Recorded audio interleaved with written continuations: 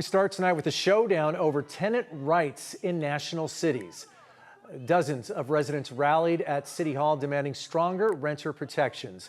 Good evening, I'm Carlo Cicchetto. Thanks for joining us tonight. They say families are being pushed out by skyrocketing rents and unfair evictions, and they want city leaders to act now.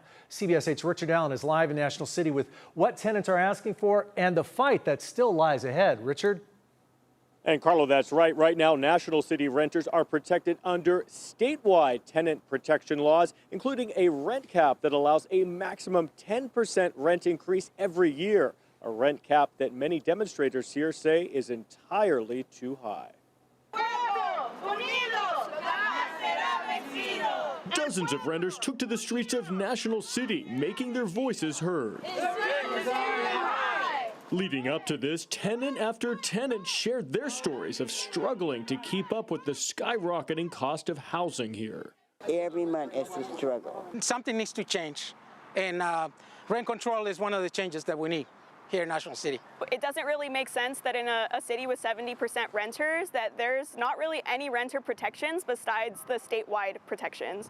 And it just really goes to show the neglect of the city council and of the city historically to actually think about and meet the needs of residents here. A message they reiterated in front of City Council Tuesday night, demanding that National City leaders pass a citywide Tenant Protection Act that surpasses the current statewide act, which currently caps annual rent increases at 10%. What we're thinking about right now in National City is a 3% rent cap or inflation, whichever is lower.